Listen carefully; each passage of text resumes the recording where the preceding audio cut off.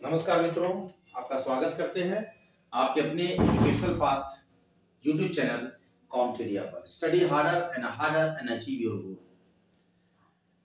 Study hard and get success. शिक्षा के इस मधुर पड़ाव में और विद्यार्थियों के साथ हर कदम पर कंधे से कंधा मिलाकर चलता आपका महत्वपूर्ण मार्गदर्शक कॉम्टेरिया के साथ है। हम भारतीय संविधान और राजनीतिक व्यवस्था पर बड़े परिष्कृत, परिशोधित और शोधात्मक तरीके से इस लेक्चर को परफॉर्म करते हैं। आप लोग फोकस कीजिए, रीस्टार्ट कीजिए, फोकस कीजिए, रीस्टार्ट कीजिए और बराबर शिक्षा पे आपका एक मजबूत पकड़ होनी चाहिए। हम वाद विवाद संघर्ष पढ़ रहे थे, नर्मदा बचाओ आंदोलन। आइए स्टार्ट करते हैं। जो विद्यार्थी नए हो कृपया चैनल को सब्सक्राइब करें, वीडियो को लाइक करें और शेयर करें। एक हमारा लाइव सेशन और चलता है फेसबुक पे कॉम्टेरिया, और फेसबुक पे एक विधि का चैनल हमारा चलता है लाइव सेशन, जिसमें पंजाब कोर्ट एक्ट 1980 पढ़ा रहे हैं, विधिक चर्चा कॉम्टेरिया। तो कॉम्टेरिया पे इंडियन पॉलिटी यूपीएससी के लिए और एमपी पीसीएस के लिए जो देखिए यूनिट 10 जुड़ी है, मध्य प्रदेश की अति आदिम जनजातियां, उसको मैं आपको पढ़ाऊंगा। मैंने अभी मटेरियल ऑर्डर कर दिया है, वो जब भी मेरे पास आ जाएगा मैं आपको पढ़ा दूंगा एमपी का यूनिट 10। चलिए आइए देखते हैं भारतीय संविधान और राजनीतिक व्यवस्था का चैप्टर 19, जन संघर्ष और राजनीतिक व्यवस्था में नर्मदा बचाओ आंदोलन के बाद विवाद और संघर्ष। तो इस मुकाम तक आते आते नर्मदा बचाओ आंदोलन, ये टू लिखने का मतलब होता है कि एक ही वर्ड को दो बार लिखा गया। इस मुकाम तक आते आते नर्मदा बचाओ आंदोलन देश के विभिन्न हिस्सों में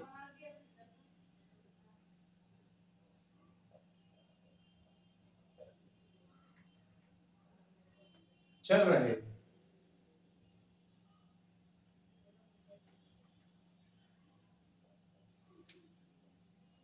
समधर्मी आंदोलनों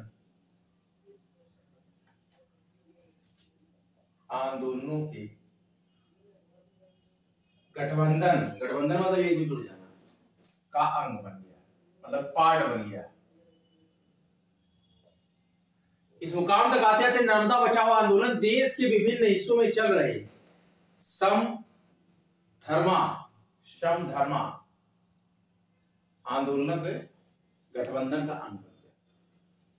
जन आंदोलन के सबक देखिए, यहां पर मैंने हेडिंग पहले बना दी, जन आंदोलन के सबक। इस जन आंदोलन के सबक क्या मिला, क्या सीख मिली हमें? लोकतांत्रिक राजनीति को बेहतर ढंग से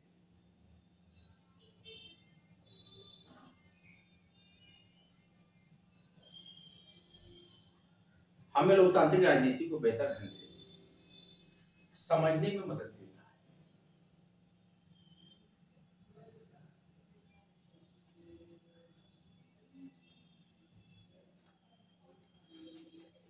इस तरह के, जैसा कि हम देखते हैं, इस तरह के गैर राजनीतिक, राजनीति तो इसमें कोई थी नहीं, गैर दलीय आंदोलन, इस तरह के गैर दलीय आंदोलन अनियमित ढंग से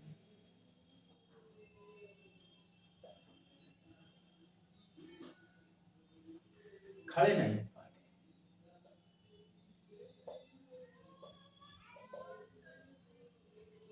हमें लोकतांत्रिक राजनीति को बेहतर ढंग से समझने में मदद देता है। कौन? जन आंदोलन का इतिहास हमें लोकतांत्रिक राजनीति को बेहतर ढंग से समझने में मदद देता है। और जैसा कि हम देख रहे हैं कि इस तरह के गैर दलीय आंदोलन अनियमित ढंग से खड़े नहीं हो पाते। उन्हें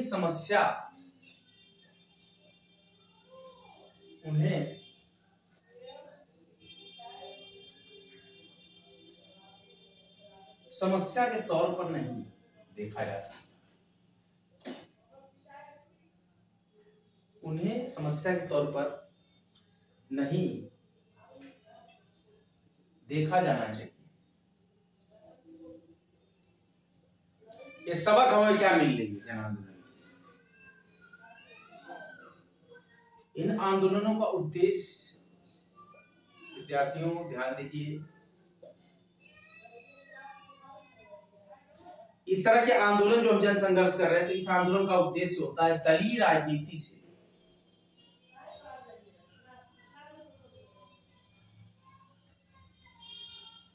दलीय राजनीति की खामियों मतलब कमियां को दूर करना।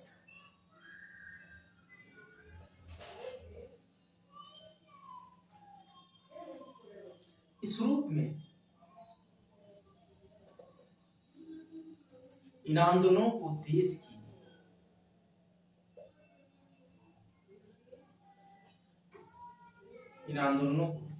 देश की लोकतांत्रिक राजनीति के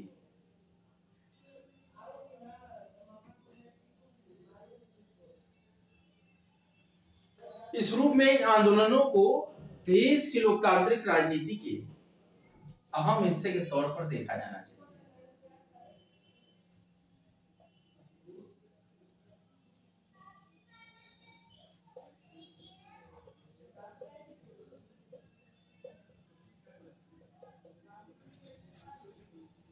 अहम हिस्से के तौर पर देखा जाना चाहिए। सामाजिक आंदोलनों में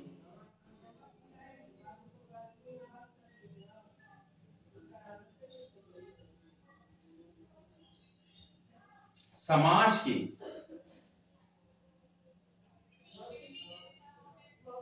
उन नए वर्गों की सामाजिक आर्थिक समस्याओं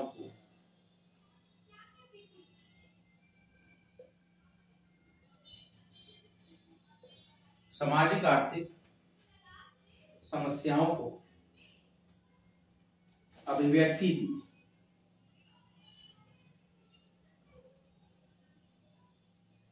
जो कि अपनी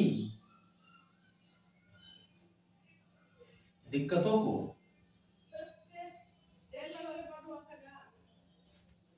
को चुनावी राजनीति के जरिए, ये पूरा विश्लेषण है, क्या सबक है इससे मिलता है, क्या सीख मिलती है इससे, कि ऐसे मुकाम तक आते आते नर्मदा बचाओ आंदोलन देश के विभिन्न हिस्सों में चल रहे समधर्मा आंदोलन के गठबंधन का अंग बन गया। हमें लोकतांत्रिक राजनीति को बेहतर ढंग से समझने में मदद देना है इतिहास जो देता हमारा, जो इतिहास हमारा है, विरोधों का इतिहास, सामाजिक आंदोलनों का इतिहास, हमारे समाज का इतिहास और जन आंदोलनों का इतिहास हमको क्या करता है, लोकतांत्रिक राजनीति को बेहतर ढंग से समझने में मदद देता है। इसी तरह के गैर दलीय आंदोलन अनियमित ढंग से खड़े नहीं हो पाते। गैर दलीय, जिसमें दल ना, दलीय लिखा है बच्चों, दलीय लिखा है। देखिए, ऐसे ऐतिहासिक आंदोलन हमें लोकतांत्रिक राजनीति को बेहतर ढंग से समझने में मदद देते हैं। इस तरह के गैर दलीय आंदोलन अनियमित ढंग से खड़े नहीं हो पाते, उन्हें समस्या के तौर पर नहीं देखा जाना चाहिए। इन आंदोलनों का उद्देश्य दलीय राजनीति की खामियों को दूर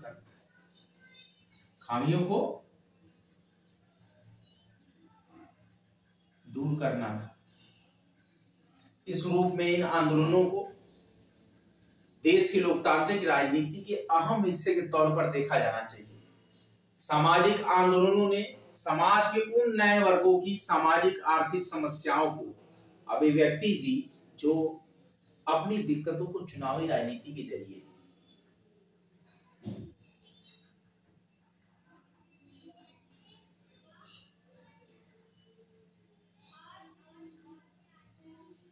हल नहीं कर पा रहे थे।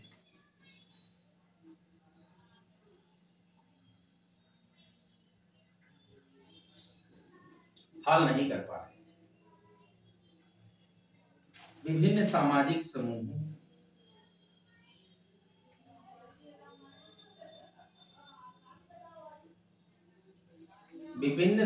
समूहों के लिए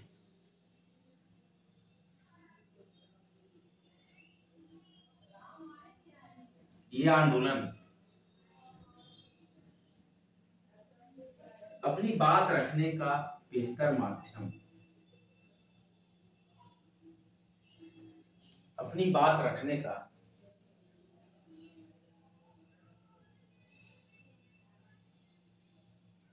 आंदोलन में क्या करती है, जनता अपनी बात को रखती है, बेहतर माध्यम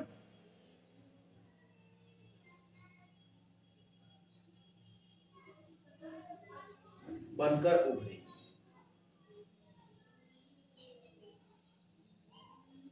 समझना जरूरी है आपको। देखिए बच्चों, समझना जरूरी है कि क्या राजनीतिक व्यवस्था कहती है, क्या राजनीतिक व्यवस्था कहती है, क्या जन संघर्ष कहता है, जनता का संघर्ष किस हद तक है।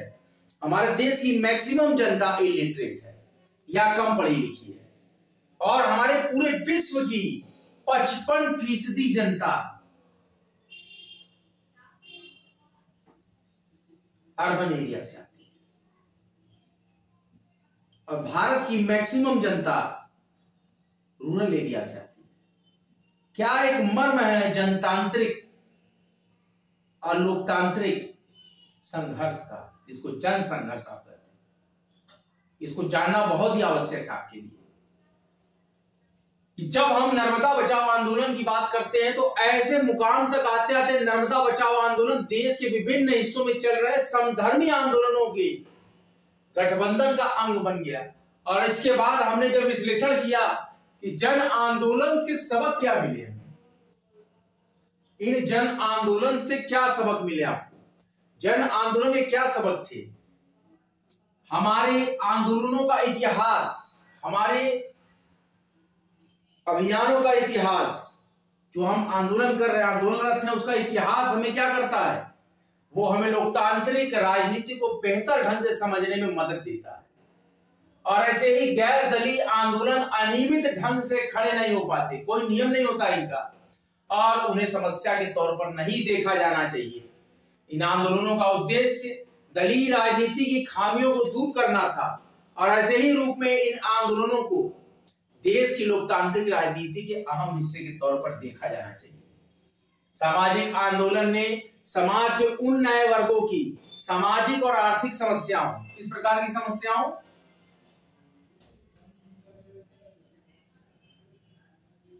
सामाजिक और आर्थिक समस्याओं को अभिव्यक्ति दी, जो कि अपनी दिक्कतों को चुनावी राजनीति के जरिए, किसके जरिए, चुनावी राजनीति के जरिए हल नहीं कर पा रहे हैं। विभिन्न सामाजिक समूहों के लिए यह आंदोलन अपनी बात रखने का बेहतर माध्यम बनकर उठे। समाज के गहरे तनाव और जनता के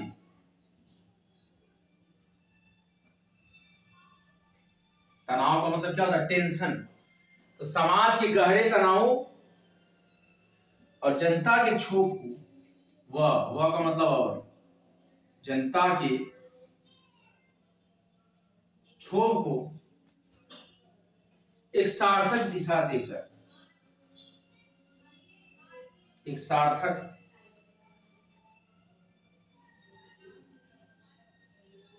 दिशा देकर इन आंदोलनों ने एक तरह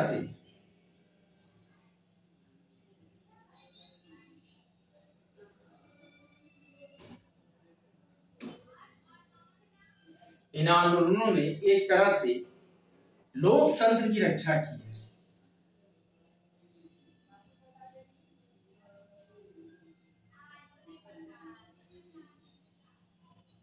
लोकतंत्र की रक्षा की, सक्रिय भागीदारी के नए रूपों में,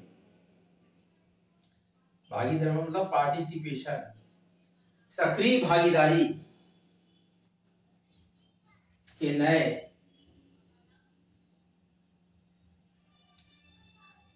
रूपों को प्रयोग ने, रूपों के प्रयोग ने भारतीय लोकतंत्र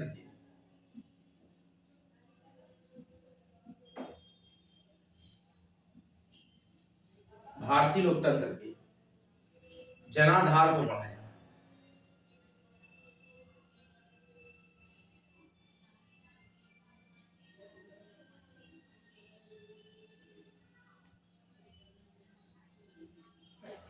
आप लोग अपनी रिवीजन बुक निकालिए, मैं 18 रिवीजन आपको देता हूँ, उसके बाद हम फर्दर प्रोसीड करेंगे। बच्चों आप लोग अपनी रिवीजन बुक निकालिए, उसमें नोट करिए जो मैं आपको बता दे रहा हूँ।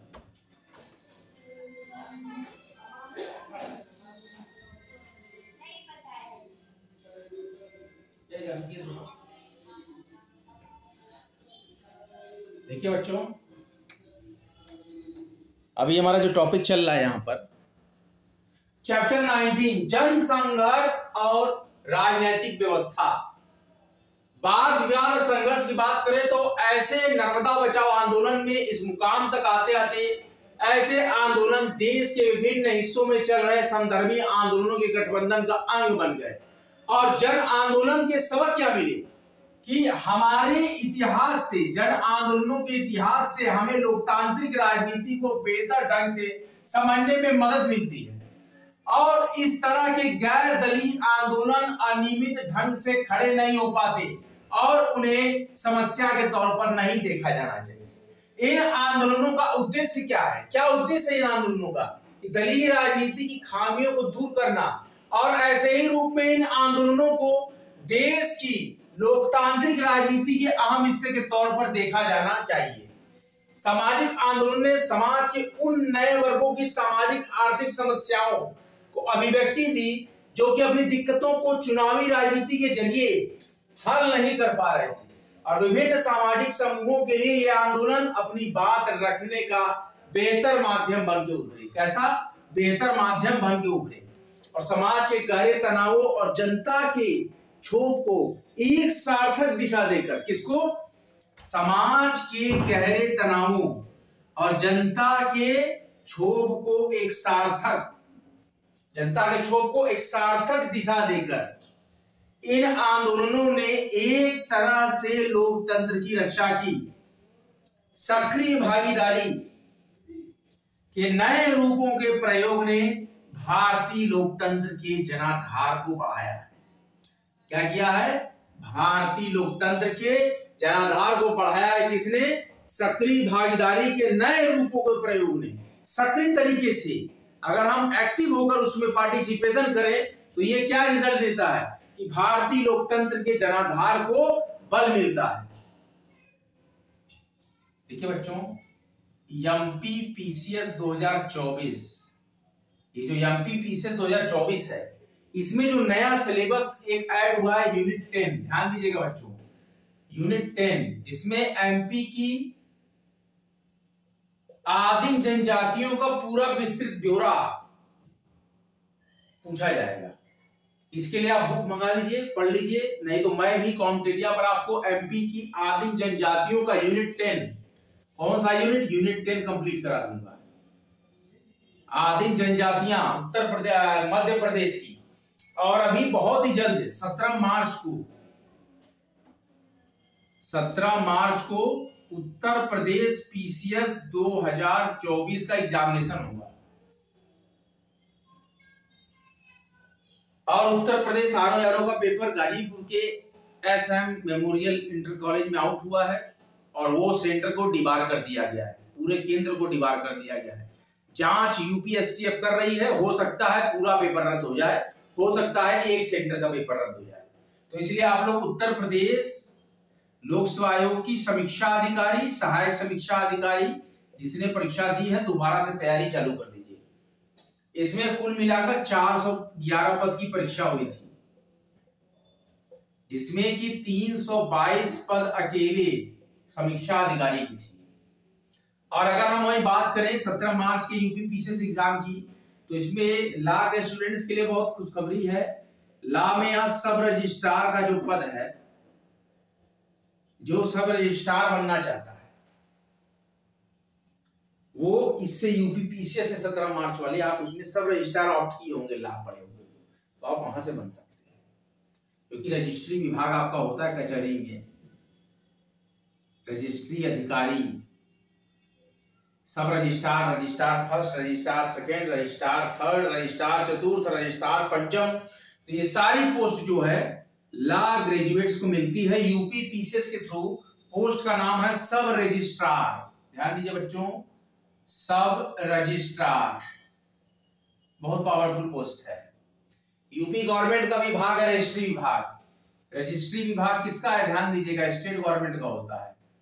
रजिस्ट्री विभाग स्टेट गवर्नमेंट के अंडर में होता है, न कि कचहरी के अंडर में होता है, ध्यान दीजिएगा। इस तरीके से बड़ी मजबूती से हम भारतीय जन संघर्ष और राजनीतिक व्यवस्था को इस पटल पर रखते रहेंगे। पूरे विश्व में शिक्षा का मुक्त प्रचार एवं प्रसार करने के लिए YouTube क्रिएटर्स इंडिया प्रोग्राम में लिस्टेड यह चैनल कॉम्टेरिया आप सभी विद्यार्थियों की सेवा में सदैव समर्पित है। वीडियो को भारी मात्रा में लाइक करें, शेयर करें और भी मित्रों को बताएं कि फ्री शिक्षा यहाँ पर मिलती है। यूपीएससी के लिए हम पढ़ाते हैं, स्पेशली यूपीएससी के लिए yeast of NCERT class 6 to 12 हम पढ़ा रहे हैं, इंडियन पॉलिटी एंड कॉन्स्टिट्यूशन, और हमने चैप्टर 19 लगभग खत्म कर लिया है। इसके बाद 20, 21, 22 3 चैप्टर और करेंगे। 6 से 12 तक की जीस्ट या क्रक्स ऑफ एनसीईआरटी पूरी कंप्लीट हो जाएगी।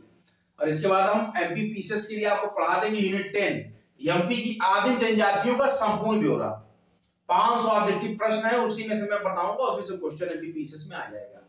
और सभी विद्यार्थियों को पुलिस भर्ती परीक्षा की अनंत शुभकामनाएं। 17 तारीख को और 18 तारीख को यूपी पुलिस भर्ती परीक्षा है, तो आप लोग खूब अच्छे से तैयारी कीजिए। हमारे भारतीय संविधान के नोट्स जरूर पढ़िएगा, क्योंकि यहाँ पे आपको वीडियो के फॉर्मेट में है, इनको देखिएगा। इनमें से आपके जो भी प्रश्न 100 में से मान लीजिए 12-15 प्रश्न जो भी भारतीय राजनीतिक व्यवस्था और संविधान से आ रहे हैं जरूर फंसेंगे। हमने क्योंकि 6 to 12 की पूरी जीस्ट ऑफ एनसीईआरटी और तकरीबन 1.5 साल से हम इस लेक्चर को गवर्न कर रहे हैं, पूरा का पूरा। ये आई पॉलिटी कॉन्स्टिट्यूशन का ही सेक्शन हो गया है, कॉम्टेरिया एजुकेशन प्लेटफॉर्म। आज का सेशन यहीं तक समाप्त करते हैं। अगला सेशन लेके बहुत जल्द आपके समक्ष मैं हाजिर हूंगा। तब तक के लिए जय हिंद, जय भारत। वीडियो को लाइक करते रहे, शेयर करते रहे, कॉम्टेरिया को सब्सक्राइब करें स्टडी सिलेक्शन तक।